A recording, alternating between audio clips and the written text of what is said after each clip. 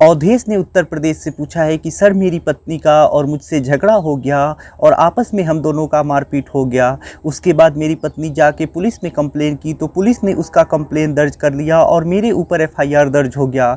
लेकिन जब मेरी पत्नी ने मुझे मारा था तो मेरे हाथ में काफ़ी ज़्यादा चोट लग गया था। उसने मेरे ऊपर चाकू से वार किया था और पुलिस ने इसको केस को दर्ज नहीं किया। मैंने मेडिकल भी करवाया और उसके बाद पुलिस को दिया, लेकिन इसके बावजूद भी पुलिस मेरे कंप्लेन पे कोई सुनवाई नहीं कर रही है और मेरी पत्नी के ऊपर किसी प्रकार का कोई एक्शन नहीं ले रही है। तो सर मेरी पत्नी का तो केस दर्ज हो गया है लेकिन मेरा केस दर्ज नहीं हुआ है, तो इसके लिए मैं क्या कर सकता हूं और किस प्रकार से अपनी पत्नी के ऊपर केस दर्ज करा सकता हूं।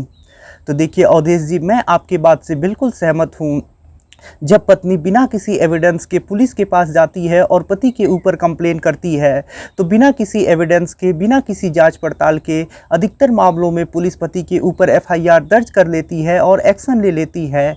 लेकिन यही जब पति अपनी पत्नी के ऊपर केस कराने के लिए जाता है, भले से ही पत्नी ने कोई अपराध किया हो और पति के पास इस बात का सबूत भी हो, इसके बावजूद भी पुलिस पति का केस दर्ज नहीं करती है और ना ही पत्नी के ऊपर कोई एक्शन लेती है। पुलिस पति के केस को दर्ज करने में आनाकानी करने लगती है या फिर केस दर्ज करने से मना कर देती है।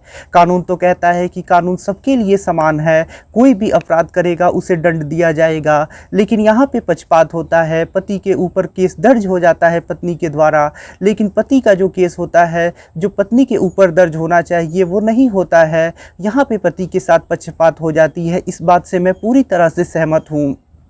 तो इसी का आज मैं आपको उपाय बता रहा हूँ। अगर आपकी पत्नी ने कोई अपराध किया है आपके साथ और आप चाहते हैं इस मामले को दर्ज कराना, तो ऐसे में सबसे पहले आप पुलिस कंप्लेन कीजिए। अगर पुलिस आपके कंप्लेन को नहीं सुन रही है तो ऐसे में कोर्ट में आप 156(3) सीआरपीसी के तहत एक एप्लीकेशन दीजिए। अगर कोई संज्ञेय मामला है यानी बड़ा मामला है, जैसे पत्नी ने आपको काफ़ी ज़्यादा चोट पहुँचाई है, जैसे 324, 325, 307 ऐसी कोई धारा बन सकती है, तो ऐसे में आप 156(3) सीआरपीसी के अंतर्गत कोर्ट में एप्लीकेशन दीजिए एफआईआर दर्ज कराने के लिए, और यहाँ से आपको न्याय मिलने की काफ़ी ज़्यादा चांस है।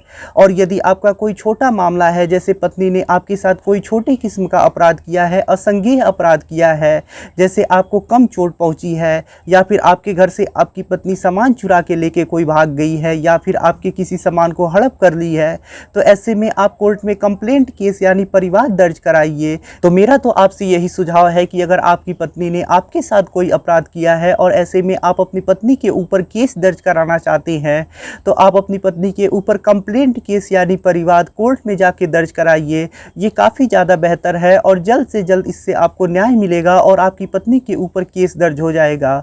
परिवाद दर्ज कराने के लिए कौन कौन सी प्रक्रियाएं हैं, एक वीडियो में मैंने डिटेल में बताया है। उस वीडियो का लिंक आपको डिस्क्रिप्शन में मिल जाएगा।